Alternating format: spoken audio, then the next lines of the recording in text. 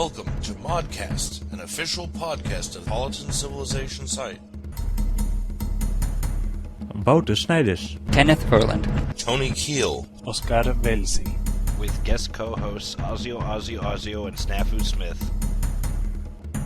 Welcome to ModCast, episode 7, an official podcast of the Apolyton Civilization Site. Today, we are joined with Oscar, Elhoim, Velzi. Hello, matey. Kenneth, Impaler, WRG, Ferland. reporting for duty. Wouter, Locutus, Snijders. hello. And me, Tony GarretSidzaka, Kiehl, with special guest co-hosts. We have two. We go from none, all of a sudden, to two. And we have Luke, snafusmith, Smith. Okay, maybe I will say this. Alright, okay, I'm going to try it. Might as well let me just slaughter it. And then we also have Łukasz, asioasioasio, Maćkowiak? No, Maćkowiak. Maćkowiak?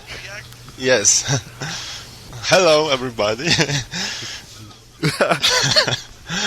So now there's 6 people on this podcast. So I expect it to be a zoo. A minority. As if it already wasn't. Yeah. Well, Ken's on the recording, so that means it's going to be a zoo of some kind. I think we just got our title. We wouldn't be here if it wasn't going to be a zoo. Yeah, well, this one might just have to be the zoo episode, like right off there. Today, our guest co-hosts are located in Alaska, or is that top secret? No, it's not. It's actually snowing right now. Okay, So definitely in Alaska. Luke is on a super top secret mission in Alaska, and Protecting us from Canada. yes, the evils of Canada. And Lucas is hailing from Poland, but actually not too far from where Wouter lives, where they could probably even like fight each other. Yeah, but people. I think you and Ken might actually be closer, but it's not a huge difference, probably. Oh no, It's still we're all the way across the United States from each other, about 2,000 miles. Yes. But still, it's European Union. Yes, that's true.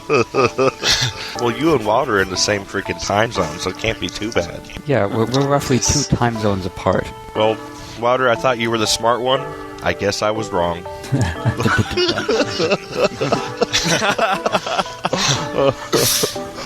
Today in the artist Sketchpad, we talked about Explorers by Knickknack93, the Modern Vehicles Pack by snafusmith, the Industry Factory by asioasioasio, the America Custom Civ by Strategyonly, and, not to toot my own horn, but my Barack Obama leaderhead. Yay!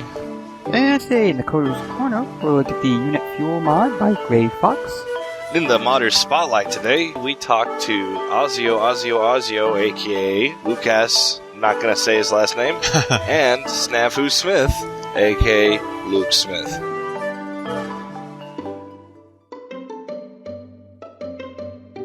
Artist Sketchpad, where we discuss graphics and artwork from the Civ modding community.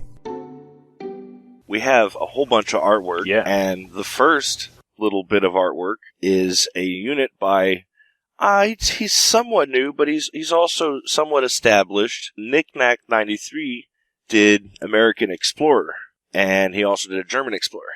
And an Arabian explorer. There's a new guy up now. It looks like a Arabian. Yes. It just posted ours. Oh, Knickknack, he's a pretty well-established modder, actually. He's pretty well established, and he's got good units there. It looks like I've got reanimated, reskinned, re-equipped. Actually, his German Explorer looks more like a Confederate soldier to me. I kind of thought that, too. He just looks like the cavalry guy. Yes. I do like the way he turned the hat up, though. The side there, you know. Easy Australian unit, then. Oh, yeah, you just reskin that, he'd look very Australian. Yeah. But the American Explorer, he seems to have a large possum on his head. I mean, Like Dave Crockett. Yeah, he's got the dead squirrel okay, hat. yeah, but they take the head off the squirrel when they do that. It's Did you see that right in the middle? There's Yeah. like a squirrel head sticking No, man, out. that's cool. The coonskin cap, I see what he's going for. If you look at it in the NIF viewer, it looks like the wolf head. Yeah, he put. Yeah, I think he shrunk Pretty the cool. wolf and put it on the top of the guy's head. Maybe he found a pygmy wolf and turned it into a Davy Crockett hat and was like, "This wolf face will make me look fearsome." Arr. And the Arabian explorer looks like almost like a missionary of some kind who's been. Yeah, that's the Islamic missionary, basically. Yeah, he was based. I don't see so much what he's made to make it an explorer. Maybe a walking stick or something would help. Doesn't the explorer carry like a little, pokey stick, a sword? The hatchets or the scouts? Oh, wait. These are explorers, and not the scouts. They're different. Yeah, Okay. but how did he give an explorer a gun then? Oh, he used the aroma warrior for that one. Yeah, since the explorer, what technology gives you the explorer? Optics. It's compass, I think. Optics. I Yeah, think. and it's useless by the time you get optics. Optics, yeah. Yeah, well, explorers themselves are useless anyway, but besides that point, they're definitely before gunpowder. Yeah, you could have put any unit except for explorer in the tech tree. Yeah, the only thing more useless than the explorer is the airship. Oh yeah, No. Yeah. I don't think Yeah. it's more useless. I think it's kind of useful when you get it, the airship. I like the airship too. Yeah, you can do an airship spam and bombard cities. Airship spam. Devastating strategy. I would not want to be up against that airship spam. Wow. Oh no. But if you're sitting there, Airships everywhere. if you have longbows, you're not really going to have any defense against it. That's the sneaky part. Well, I got some nice historical research down here. Oh, really? Red. Yeah, you see that picture down there at the bottom of the first page of early Europeans exploring Africa. They got the ridiculous hats on. Is that living I presume, kind of thing, That would have been a nice... And they all have cute matching boots. yeah. The Oh, of German course. explorer looks very good then. Those boots have got to be really uncomfortable. And they're exploring technical difficulties. Oops, I loaded up the guy and he has no head, That's awesome. Yeah, it's like someone's got a screenshot of the second page, It's like, oh wait, he has no head, Technical difficulties. I guess he was trying to do a head swap. Oh, that could be tricksy. I don't know. It looks like he actually Alpha channeled it or something. decapitated the old model. I don't know. And he based the Arabian one in Ibn Battuta or something like that. There is a screenshot in the second page. Oh, really? Yeah. The Portuguese of Ibn, or how it's spelled, Ibn Battuta. That's the name. Oh, Asio, you naughty, naughty boy. I'm looking at the third page here. We need Polynesian explorer as well Oh, boy. on third page. Oh, yes. Do you think we were going to catch on that? Oh, boy.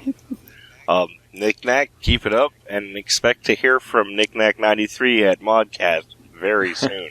Like, maybe even next week. Luke, you must travel to the Dagobah system Speak, Yes. Luke. and look at the modern vehicles pack by you. Awesome, awesome, awesome, awesome, awesome, awesome. Yay! Thank you. Are some of these kind of old? Like, is this a whole redone version of the Humvee? Yeah, pretty much. Just taking the old model and remapping the whole skin and redoing the whole skin. Same with the BTR 70 and the Leopard 1. Yeah, definitely stop using the old ones because these ones are a lot better. Yes, I always complained that I thought the skins on a lot of modern vehicles were made them look like green bricks. I think I remember Yeah. me and you discussing that once. That's probably the hardest thing is just getting to look not washed out and not Yeah. just one color. Camouflage. Oh yes, this looks a lot nicer. I'm really not happy with the French ones, but I think the French ones look good. I definitely have to think your skins look really awesome. people were asking for them, so I released them. I mean, of course, your models are, superb. Yeah. Superbly I realistic. love how the Humvee looks. It looks very nice. I love the texture and the animations. It's really well done unit. Oh, that Leclerc, I'm looking at the detail of it, and that's really awesome. It even looks like there's a few little red looking windows. There's all kinds of things added to the gun. There's a little infrared camera. Everything. It's all on there. Yeah, pretty good. Yeah, very good textures and models. They are perfect. I wouldn't say perfect. I'll probably redo them again in a couple of years. Well, you're going to have to when the Civ 5 comes out. Yeah, exactly. And this Russian vehicle looks really weird. Did they actually build it like this? They float, they float. Like a floating... Does it float? It looks like it does. Yeah, Russians are weird. Everything's got to be amphibious. The BTR-70, are you talking about? And it's got this weird little turret on the top. And what era is this vehicle from? Cold War. Yeah, modern? Cold War, modern. Okay. Yeah, Okay. if World War III had happened, you'd have seen those. Sweet. They would be rolling over Asio right now. Crushing bones into dust. Oh no, you're thinking of Terminator. What's the polygon count of some of these things? They look quite sophisticated with a lot of detail on them. None of them are over 1,000 polys. I think the highest one is actually the Humvee, and that's only because I have half of the Marine model on there. The other ones are around 500 or 600. It's really low. Quite impressive. His are smooth running units. It's excellent. Fraxis needs to kidnap him sometime from the military. Yeah, good luck. I mean, anyone can make a hyper-realistic looking tank by using like 10,000 polygons, but UN 500 is pretty important for performance reasons. It's all about like to get the texture detail in there, because if you get a nice texture, you don't need to have the details in the model itself. Yeah, that's true. Yeah. I bet Asio's got the same thing with all his units. It's really the texture is what everyone looks at. Yes. I'll try to make good textures, and it allows to keep the poly count low. It's worthy of the time to spend making good texture. I think that this unit looks great, and I have a special request for you. If you feel like redoing units, redo the B-52. Oh, yeah, that's been on my to-do list forever. Way too many polys. Oh, that thing has a shit. Yeah, too many polys, and the skin on that thing sucks. Well, I use it. I mean, it's the only bomber that makes sense for Canada and stuff, so... I didn't know Canada had bombers. Actually, you probably use the Avro, the Vulcan. That'd probably be better for Canada. I don't think they do, but if you're going to pick one, might as well pick a British one. Some art that asioasioasio has done. Yeah, this one looks kind of cool. I thought that it had, like, a really sooty, grimy industrial look to it on the skin. The top little roof bits definitely look like the German assembly plant. They're the same kind of style, but the whole building is a lot more square and squat and not, clean and nice like German building would be. This is very Soviet building, In Soviet Russia, building, factory works you. Yes. Industrialization made by Soviets. The next one is lumber mill, also on my lists. In the treat, it appears under the factory. It's also in the same style of dirt, rust, everything is aged. What is this building gonna go into? 1939. Into 1939 mod. Oh, cool. Oh, yeah, that mod. The World War II mod. Well, other than the one that came in Beyond Sword. It's the other World War II Community mod. World War II mod. Well, Dale's. Yes. Yeah, there's basically two that are of note. And just for everyone's information, that Łukasz here has given me artwork way back in the day that has made it into BTS Road to War. So some of your artwork, Łukasz, is in the game. Yes, I recognize the units. It's quite fun to see in the game my units. Yeah, so it was a big help. Tony, can you add Luke back to the call? I am. I just noticed, and he's in Alaska, so they use Morse code for their dial-up connections. No, I think they strapped floppy disks to the chin of a moose and herd it down south. Hello. Hey, yeah, I'm here. Oh, good. So, Asio, you're an excellent modeler. Indeed. And we've got basically the two best unit makers, two of the best. Wow, what a podcast today. I would certainly say Asio is one of the best building makers out there, without a doubt as well. This is also true. Thank you. Yeah, and the next one, I picked the next art entry because I liked some of the reskins he did. It was almost like it was humorous to me to see. It's the American Civ by Strategyonly, and this guy releases a lot of custom civs, and that's pretty much his thing. And if you look at the screenshot, it shows, look at some of the medieval units. They've got the Stars and Stripes shields. Like Captain America. I think I remember seeing it. Yeah. Yeah, it's Captain America, the Maceman. I thought you'd like that shit, man. And it's cool because you see here he's added some American tanks and made all the units distinctly American, but with the Middle Ages there was no America, so he gave him Captain America shields and big old stars on their shirt. It's awesome. Creative. Thumbs up. The flag. Remember how in Beyond the Sword they have that system now where you'll get the shield will display the flag, of it. So you actually can get the guys with the star on their shield a little bit like that. But here, he's actually incorporated into the skins. So there's everyone got a star on their chest or something. It's like, or the giant flag on the shield, and it's like, hey, shoot here, It looks like his bomber is replaced by the stealth fighter bomber. So there's no stealth bomber on here as the stealth fighter. Interesting. Wait a minute. I see there's the stealth fighter, which is an ironic name since it's actually a bomber. Then he's got like a regular bomber with the yellow tail there. It's the B-17, it looks like, or maybe not. Yeah, it's the B-17. And then he's got a jet fighter here that's got a camo. I have that unit. That's Phantom? Or maybe, I don't know. That's the F4 that me and Asio made. That was a collaboration project. Phantom. But why would you make a jet camo like jungle? It's like, is it so it's when it crashes you can't find it? Why? The top is jungle, the bottom is blue. It's Vietnam era, so when they're parked on the ramp, if you fly over it, they're harder to see, although you're going to see this thing. Yeah. That's a good point. Okay. No, I was thinking about camouflage with clouds, things like that, but it would be silly.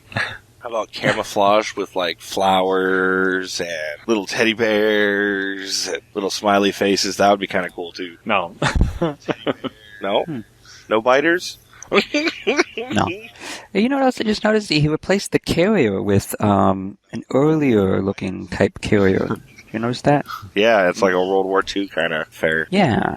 And it seems odd because the normal character is already plenty American. It's obviously a Nimitz-class carrier, which is like, we're the only ones who had those. Whereas this type of carrier was pretty much common throughout the whole world during World War II. If anything, that seems less American. Yeah. Well, hey, either you're with us or you're against us, Ken. I'm just here to criticize. I was just trying to get a more American mood to the conversation. Because I'm American, I can do it. I get away with it. I see him using the little monitor-style ironclad. Looks like he loves to add custom units from the community and make full civs, and he's been at it for a couple years now almost, and keep it up, Strategy, although I told you you should probably make a leaderhead sometime soon and have some fun there. Hey, leaderheads aren't for everyone. No, they're not. That's true. But hey, good work. Yeah. You made it to the show. I just thought that one was hilarious with the little shields. The next on the art list, not to toot my own horn or anything, toot toot, Not at all. has actually, it's my newest leaderhead. Won't you please tell us about it? Vote for him. Did I write vote for him? I have to say, I completely approve of this leaderhead. Yes. I think everyone on the show will actually... We haven't asked our European colleagues, but I would assume they're with us on this one. Yeah, Barack Obama. Do you think it looks like him? Yeah. Yes, he looks very similar, and he looks like him. I recognized him very soon. Awesome. It's very, very good mate, leaderhead. And vote for him. I would have actually exaggerated the facial features even more so. Make the mouth even bigger, like you see in like political cartoons, because everyone should be a little more exaggerated when they were leaderhead. Well, when I did original work, I took Zara Yacob, who is leader of Ethiopia, I think, and I had to get rid of all his little spikes on his hair, and that was real pain in the butt. But his nose, when I finally got to the skin, where you lay the skin on the model and you might have to change the model up, the nose was the exact size, shape, and almost identical texture to the original Zara Yacob, but the lips I actually had to reduce in size from the other leaderhead, and the ears I had to make bigger because Obama has some pretty hefty ears. They look kind of dirty, no? Yeah, I mean, then of course the way the hair is done, it makes them stands out more. Yeah, he should wash his ears. They are definitely more dirty than the rest of the face. So you notice the ears. The reason why those ears are funny colored like that is if you look on the dark side of his face, on the leftmost picture, his ear is light. But if you look at the rightmost picture, his ear is dark. That's really because the ears are the same color. So it's just the shadowing. It's the ears the exact same color, and the way when you do photorealistic faces, you have a shadow put directly on the skin because it's a photograph. So the way Firaxis did the ears was, expedient for what they were doing, but not so good for the photorealism textures. Well, is there a light source and shadow generation after the fact of having the skin made? Or is that... Exactly. Okay, so ideally you should make the skin, like mono, without any shadow on it. Yeah. And then when it's being displayed in the little, whatchamacallit there, it's having a shadow and the light source added to it. Mm-hmm, exactly. But this skin, when you peel it right off someone's face, to mess with the shadows, you would lose his skin tone, you lose the delicate features that people come to recognize when looking at someone's face. Yeah, the little skin wrinkles and all those things. Mm-hmm. Yeah, you will have to do a So it's a trade-off. very strong Photoshop edit in order to achieve that. To somehow equalize the two sides. Yeah. Yeah, well, also, you have to remember when you do this method, unless Dutch King ever makes his tutorial, you can't add shaders or anything to it, so that also limits what Firaxis is able to do with their model 3D lighting and stuff. Interesting. I still think you should make the chin a little longer. Even longer? I thought the chin might have... I made his chin longer, too, but I was worried I was going to make it too long and he'd look like Jay Leno. No, I mean, he looks like himself now, but I'm saying it just to make everything exaggerated. Yeah, I don't know. I like the... You saw my George Bush wasn't too exaggerated, and that's kind of the method I used with this one. No, that's the amount of realism you're aiming for, is to have it very, very close to real. Yeah. I just want to recognize... I go for instant recognizability. True. You made quite a debate in CFC. Oh my god, there's a 350 post flame war. Wow, I didn't know it went that long. That's way more... No, it's only 18 pages. That's what you get if you do topical stuff. Yeah, it went 18 pages and I released this on the 21st of last month. Yeah, it's about 350 posts. When are you going to make a Hillary? There's, who's the really bad guy from Lord of the Rings? You could start with that guy and go from there. This is the unit I used for my base, and I have a picture of Sauron. Yeah, What, one of the Nazgûl? good placeholder. Yeah, just make it really pale, So is this funny. flame war that was started longer than the one that ensued after your Bush leaderhead? I know, but what's funny is they'll post, and hundreds of posts will be like... That's a record for you, Tony. This huge arguing diatribe, and then they'll be like, oh, back on topic, good leaderhead, Garrett, thumbs up. And then the next post, you're freaking stupid, you're retarded, I can't believe you said that. Hey, good work, Garrett, also on your leaderhead. You got 18 pages of that. That's like a record or something. Yes, that's fine, I think it's cute. Oh my god. It's like, we can spill as much vitriol as we want, so long as we compliment your leaderhead at the end. Yeah.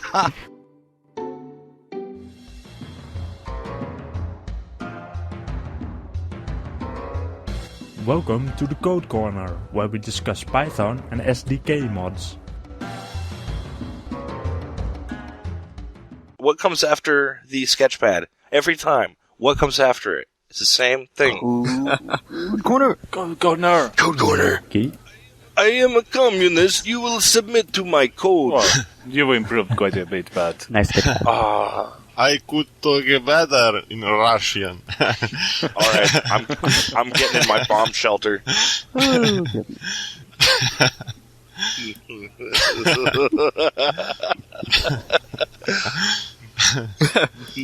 Okay.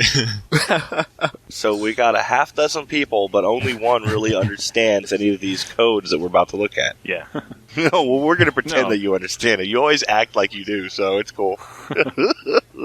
Wait a minute, are you guys looking at me? No. Yes, and I must cultivate my air of superiority in you. Okay, first one, our unit fuel mod by Grey Fox. Grey Fox, I'm not too familiar with him. I think he's relatively new to the modding and coding, but this looks pretty sophisticated. It's an SDK-based mod component, so he's gone into the DLL. It's not using Python, and he's got a pretty nice XML interface, some Python callbacks, just, so that they're exposed for data. We wanted to make additional Python-based triggers off these. SDK parameters, okay.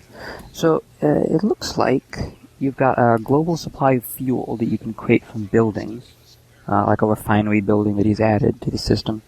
And then units, particularly mechanized units, or any unit you just specified through its XML, can have a supply of fuel and use that fuel. Yeah, it doesn't look like he'll be able to move. Now, I wonder what kind of limitations he's got for once you've actually run out of fuel. I think you're stuck in a square, aren't you? You don't get to drive. Yeah, so if someone bombed out all your oil, you would be basically, you'd be really Oh, it says if a C unit runs out of fuel, it will sink. That's nasty. That's brutal. But air units have no fuel in this one. Airplanes have no fuel. Well, the thing is that you automatically refuel as soon as you're in a city, so that an air unit is always in a city, so that doesn't really make sense. But you could make it so every turn you use it, it takes off 2 fuel units, one to get to the mission and one to get back. So every mission could take off some fuel off an air unit, if you could code it that way. Now, since you have a global fuel meter for your Civ, just say when the mission is conducted, it subtracts that much fuel from your global supply. Oh, well, it still has to take off, to run the mission. Yeah, that would be the way to do it. Is just if you don't have fuel, you can't do any mission. Exactly. It's actually a pretty good idea. Yeah, I thought about it about 3-4 years ago, before Civ 4 was out, that something like this would be cool. And, well, here it is. Someone did it. So, send out the infantry.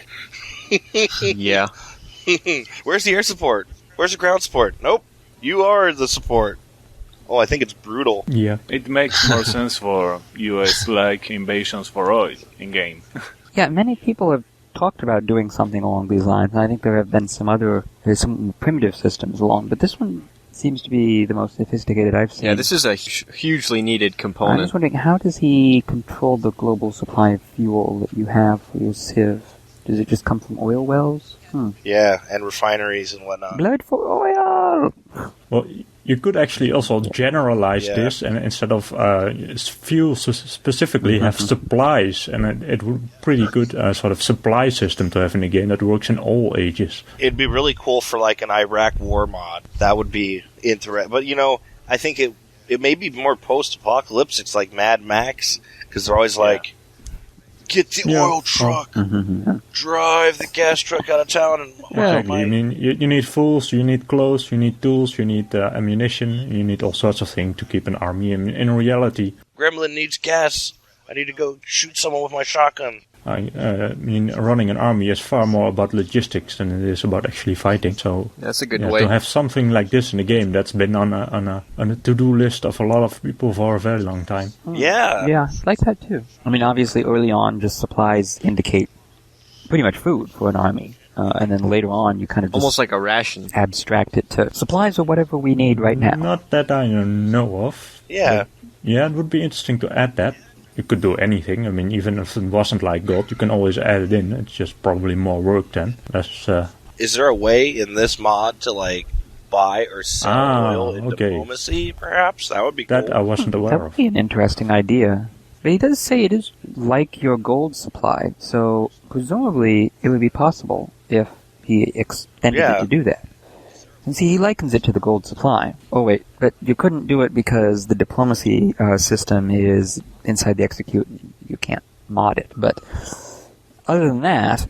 Oh really? Well, if you could set up this so it had an alternative gold to look at, would that work? I never did play around with that. Like 2 golds added to and then the EXE could see that and just instantly fit it in with the rest of the normal diplomacy, or does that work? There's sort of one tiny little problem with it. I tried to play with it, and there was sort of a little bug in that any unit that didn't have a few attribute wouldn't move at all. So it's a tiny little bug. So if you start the start of the game, you start with a settler and an explorer or whatever, and neither has a few attribute, so you're pretty much dead in the water from the start of the game. Yeah, I think there's a lot more work that can be done with this mod. And Grey Fox, yeah, thumbs up, creative. I don't know how he didn't catch that bug, but yeah, they're like sitting there in the cave. They're like, "Well, are we gonna go somewhere and settle?" It's like, well, we can't go. We're out of gas, and gas hasn't been invented yet. but to be fair, this is really a mod comp. It's not really a finished mod. It's not really supposed to be playable. I mean, he only has one building in the game that provides you with a fuel and one unit that needs it. But it's sort of a concept that other modders can use and do interesting things with. Yeah, exactly. And I do hope we will see modders use it, because it's a really cool concept. I can see this going in a lot of historical mods. Like, I mean, imagine World War II and you're Hitler and you run out of fuel like he did, or that'd be cool. Yep. Yeah, that would be pretty awesome. Thumbs up, Grey Fox. Keep it up. Yep.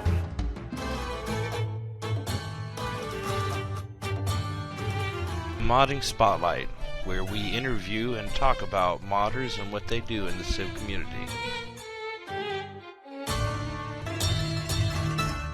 So we begin with asking them the basic introduce yourself kind of question. Lucas, go. No pressure at all. Just picture everyone naked. Hello. Okay. I'm accountant. I'm 28 years old. I'm modding since 3 years. When the Civ 4 have been launched, I played a little bit and I found it very good. And with a friend, we started modding. My first mod was Polish empires. There was little help, and next one was Polish tribes. It was on my own made mod, which introduced to the game Slavic tribes, and I created the map. On the map there was several tribes that lived in Poland 1,000 years ago. Then, of course, 1939, which is still developed, and Polish Empire under the BTEs. You mean World War II 1939 Community World War II mod? Yes, World War II 1939. Which is an awesome, innovative mod, I might say. I want to make it complete, and the team I work with is also helping me very much, and this mod is growing nicely. No mod is ever done. It's just another release. Yeah. Yes, it's true. Snafu? It's my turn now. Luke? Yeah, Luke. My real name is Luke, but most folks call me Smitty. And yeah, I started modding back in Civ 3. Never published anything though, just stuff on my own. And then Civ 4 came out. Didn't really pay attention until the export scripts came out for 3ds Max. And then it was like, gotta make units. I love making units, and I've been doing it for 2 years now. Started in March 06, I think. Yeah. And then, I don't know, made at least 100 or so by now. Oh, yeah. I did the math one day, and it was like I'd made a unit every 3 days for 2 years or something like that. And I'd made a mod for Warlords, Modern Warfare, and sort of pushed that to the side now. I'm working on Blood and Iron, which is a World War I mod, and yeah, that's that, I guess. Modding, you start a mod, it's never done. That's definitely true. And what do you do for a living when you're not, doing your main job, which is modding? I'm an engineer in the Air Force. Hence all the air units. Well, we're glad we could take you from your busy duties. Good times. Okay. Let's see. Wouter, you should ask them a question now. I should? Yeah, that would be fun. They're kind of putting me on the spot here. Well, we put them on the spot. I'll gladly usurp his question. Oh, you're going to usurp his question? With your permission, right? You may usurp his question. Okay. Had any of you guys ever had any formal training in the tools that you use? Was your modding experience the first that you ever used those tools? And did you learn them just through mod, or was it something else you knew for some other reason? I learned CAD when I was going through college, and so it was just a natural progression doing engineering stuff through that to move into modding. It was really easy. The hardest part's learning Photoshop, to be honest. Yeah, I don't touch that with a 39.5-foot pole. Me neither. But in terms of, like, modeling is, I mean, once you get into it, modeling's not too tough, and then animating as well, if you've got the right tools to use, if you got a good copy of 3ds Max, yeah, it's one of those things where you just get used to it. Right on. Lucas? I learned a lot during the modding. When I started, I was knowing a little bit XML. I didn't know Max, Nivscope, Nivviewer, a lot of other tools. Photoshop and GIMP are also the tools I know much better now. It's nice to see the progress. When you start, the models are not good, sometimes high poly, and after those years, you can get better and better. So I learned a lot. I just know a little bit in the beginning. Yeah, if anything, I'd say that you can learn a lot just by looking at the community. I mean, look at what like folks have done with figuring out how to rebone units and stuff like that. Most of that's just people figuring it out on their own. Never really tried to do that myself, so big on those guys. I've reboned some of your units. Oh, that just sounded gay.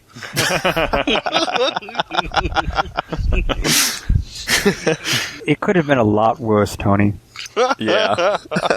Okay, a little bit of a follow-up. Were either of you guys, I mean, like, traditional artists? Do you, like, sketch things, draw a lot, ever have a major interest in art before you got into even, like, using the computer for art? I mean, beforehand. Yeah, I used to draw and paint and all that good stuff. Just sort of, computer's just another way to do art right now, you know? It's just another medium at this point. The best way to get paid for it, too.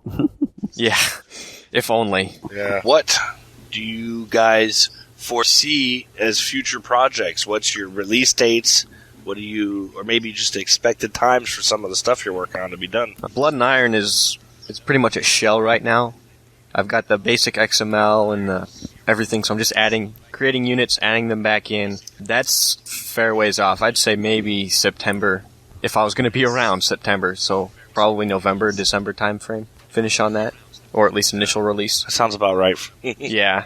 For me, it will be released probably in May, but I'm not sure because every time something new drops and it takes time. But almost all XML is done. The models some needs to be redone and some needs to be finished or made. Well, there's a lot of work, a lot of artwork to do for a really inclusive World War II mod, I'll tell you that. Yes, it's a lot of work, but it's fun. Yeah, but a lot of folks are making. You got like the Coyote, I think, is a new, relatively new guy. I mean, there are a bunch of World War II models popping up nowadays. It's great. I remember back when we first started, and there was like 4 or 5 unit makers. Now we got tons of them. It's great. And every mod would have the same units because we had to get the mod units from CFC. Yeah.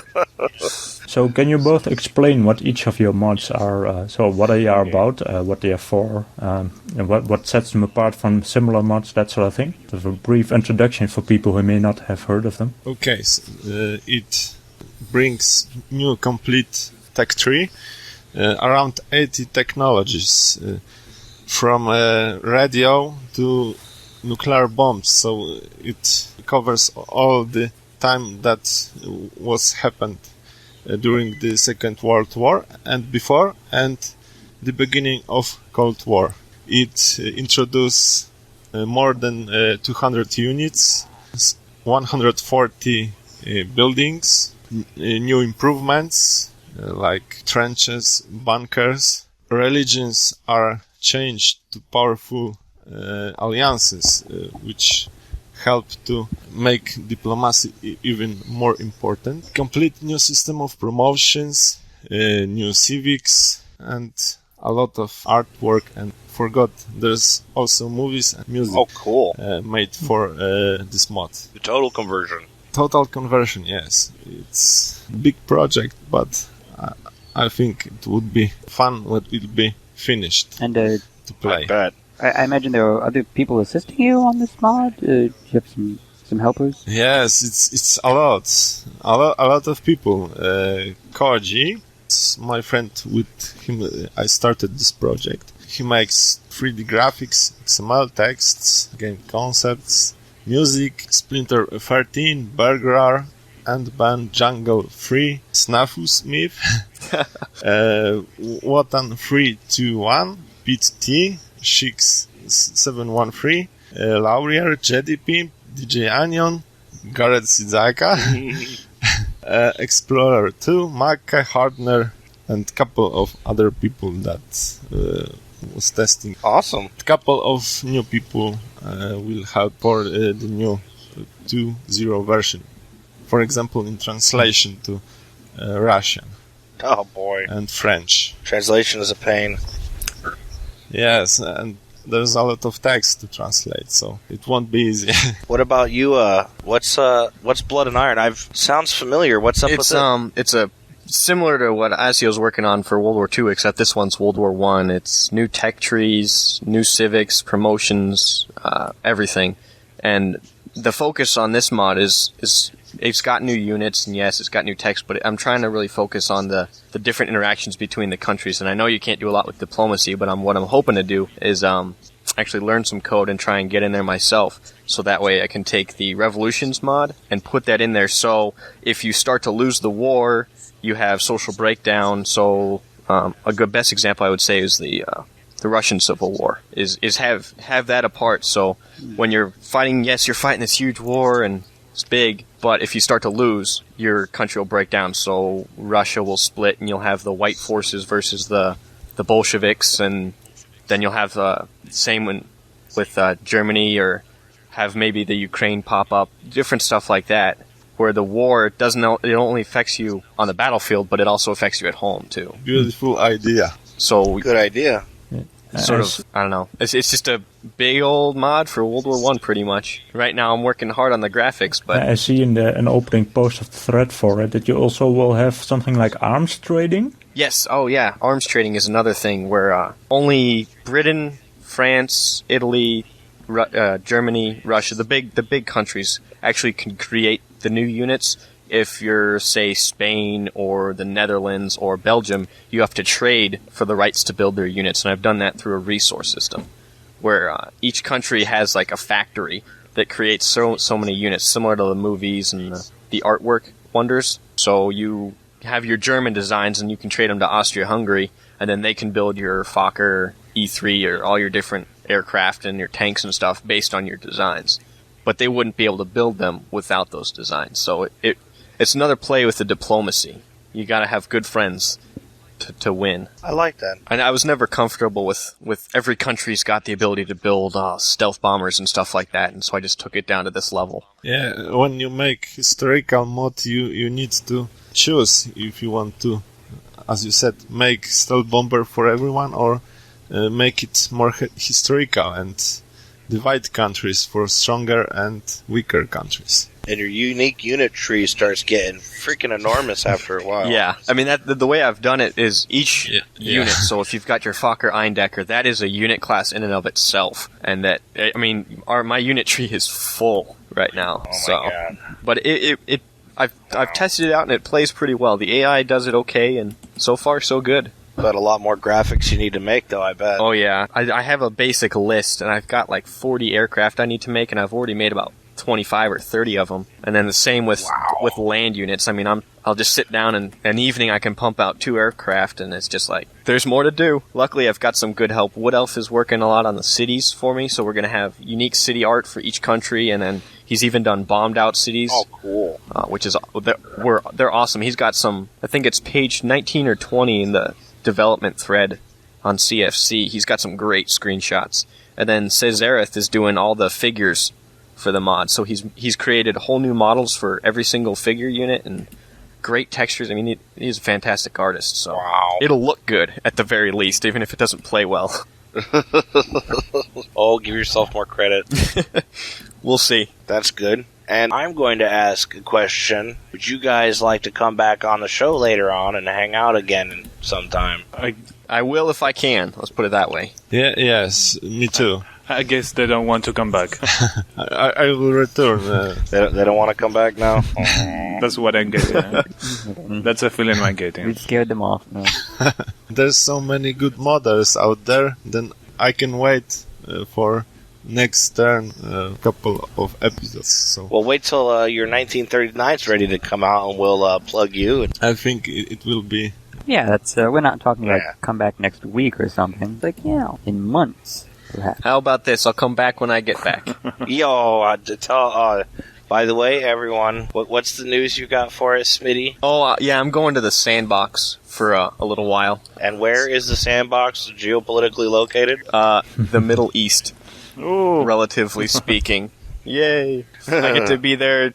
I get to go from the cold Alaskan winters where it's 40 below to 140 above, so get the extremes going there. Civ in the sand! Yeah, maybe I'll post some, I'll have my computer over there with me and my laptop. Lord knows if I'll have enough time to do anything, though. Hey, you'll be able to get me all the newest, American units models. Yeah, I'll have lots of inspiration around me. Yeah. Yeah. Yeah. Any particular aircraft you said you worked with? I mean, it was just generic.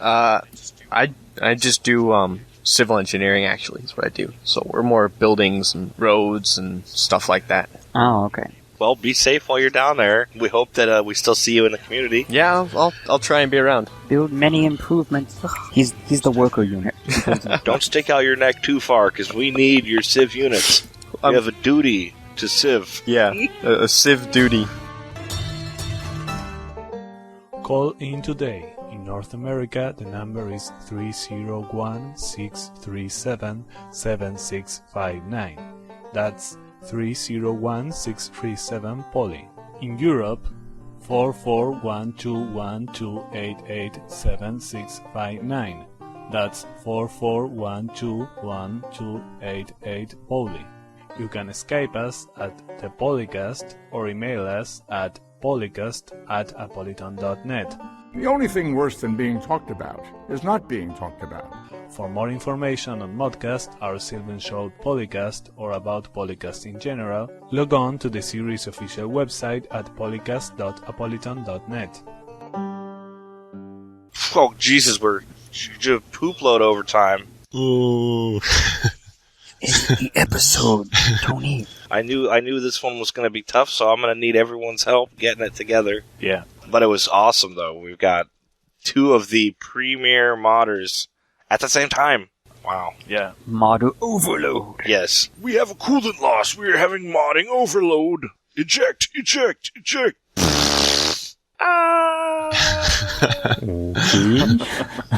All right. I think it's time to move on now.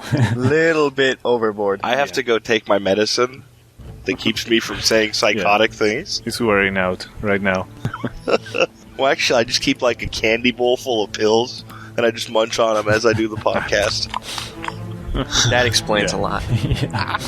All right. Today we've been joined with Oscar, Elhoim, Velzi, Goodbye. Kenneth, Impaler WRG, Ferland, Signing off. Wouter, Locutus, Snijders, Bye. and me, Tony GarretSidzaka Kiehl, with special guest co-hosts Luke, snafusmith, Goodbye. and Łukasz, asioasioasio, Maćkowiak. Goodbye. So, see you guys in a couple weeks, listeners. Bye. Bye-bye. Bye. Bye. Record date. April 6, 2008. Sound clips copyright Civilization 4 and the Warlords and Beyond the Sword expansion packs. Copyright 2008 Apolyton Civilization Site at apolyton.net.